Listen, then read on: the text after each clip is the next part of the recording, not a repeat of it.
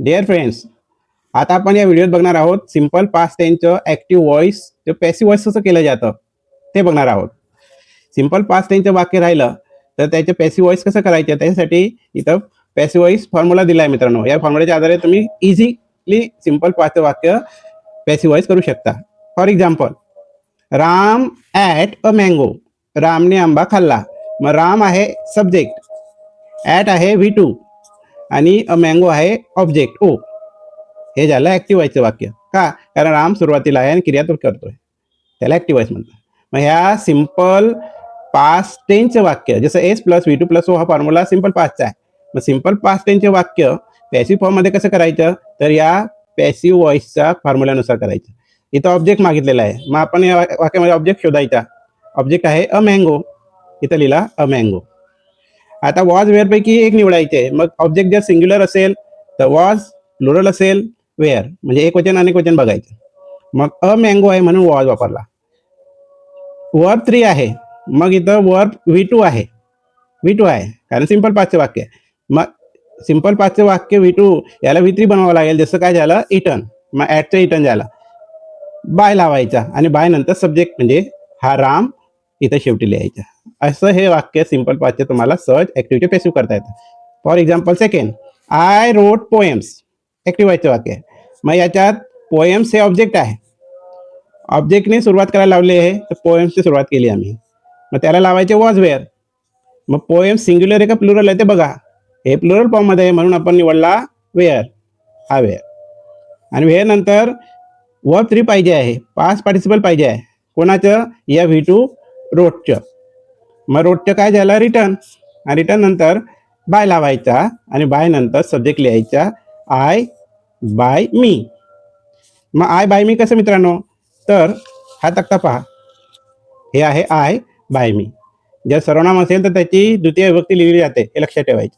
हे अशा पद्धतीने हे आहे सिंपल पास्ट टेन्सचं ॲक्टिव्हचे पॅसिव्ह. नंतर पास्ट कंटिन्यू टेन्सचं वाक्य राहिलं ॲक्टिव्ह व्हॉइसमध्ये, त्याला पॅसिव्ह व्हॉइस कसं करायचं तर या पॅसिव्ह व्हॉइस फॉर्म्युल्यानुसार करायचं आहे. पास्ट कंटिन्यूचं पॅसिव्ह व्हॉइस फॉर्म्युला असा आहे. Object plus was were plus being, कंटिन्यूमध्ये बिंग वापरता, plus verb 3 plus by plus subject. For example, Ram was eating a mango. Ram आंबा खात होता, हे ॲक्टिव्ह व्हॉइस आहे. तर याला पॅसिव्ह फॉर्ममध्ये या फॉर्म्युल्याचं करायचं आहे. मग ऑब्जेक्ट निवडा. ऑब्जेक्ट कुठं सापडतो आपल्याला? शेवटी हा ऑब्जेक्ट आहे. ऑब्जेक्टची सुरुवात झाली अ मँगो. ऑब्जेक्टला वॉज वेअरपैकी सिंग्युलर प्लुरल बघून लावायचा. अ मँगो सिंग्युलर आहे म्हणून वॉज आणि बिंग त्याच्यानंतर लिहायचं आहे. मग वर्ब 3 मागितलेला आहे, मग हा V4 आहे. पास्ट पार्टिसिपल करायचं याचं, म्हणजे हा प्रेझेंट पार्टिसिपल आहे, क्रियापद चौथं रूप आहे, याला तिसरं रूप करायचे आहे जसं झालं इटन.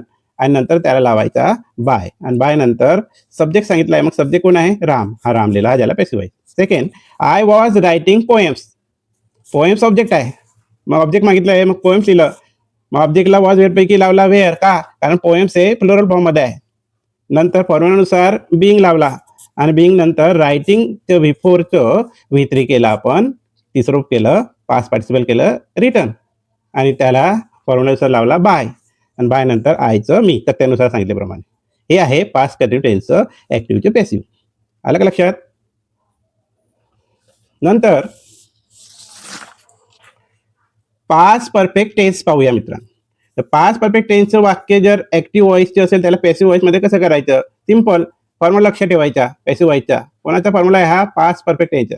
सर्व टेन्सेसचे वेगवेगळे पॅसिव्ह व्हॉइस फॉर्म्युले असतात, ते लक्षात ठेवायचे. मग object plus had plus been plus verb 3 plus by plus subject यानुसार तुम्हाला ॲक्टिव्हचे पॅसिव्ह करायचे. For example 1, Ram had eaten a mango. रामने आंबा खाल्लेला होता, हे ॲक्टिव्ह आहे. याला पॅसिव्ह करायचे. ऑब्जेक्ट काय आहे याच्यामध्ये? अ मँगो, हा लिहिला अ मँगो. पुढे लावायचे हॅड. आता इथं 2 ऑप्शन नाही आहेत, एकच आहे हॅड आहे, कारण ते पास्ट परफेक्ट वाक्यामध्ये हॅडच वापरतो आपण फॉर्म्युल्यानुसार. मग हॅड लावायचा, मग ते सिंग्युलर असो ऑर प्लुरल असो, ते हॅड लावला. नंतर परफेक्ट टेन्समध्ये बिन वापरता, हा बिन लावला. बिन नंतर वर्ब 3 लिहायला लावलेला आहे. मग वर्ब 3 कुठं आहे?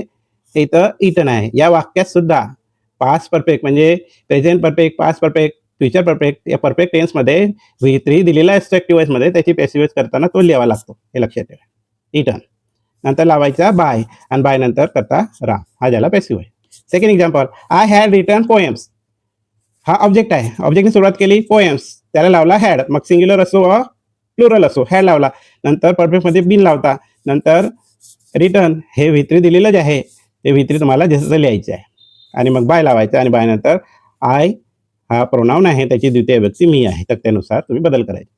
तर असं पास्ट परफेक्ट टेन्सचं ॲक्टिव्ह व्हॉइसचं पॅसिव्ह वॉइस करू शकता मित्रांनो. आलं का लक्षात तुमचं? Simple past, past continuous tense आणि पास्ट परफेक्ट टेन्सचं ॲक्टिव्ह टू पॅसिव्ह म्हणजे चेंज द व्हॉइस असं केलं जातं. तर हा व्हिडिओ तुम्हाला चांगला वाटला असेल तर तुम्ही या चॅनलला नक्कीच सबस्क्राईब करा, लाईक करा आणि शेअर करा. थँक्यू.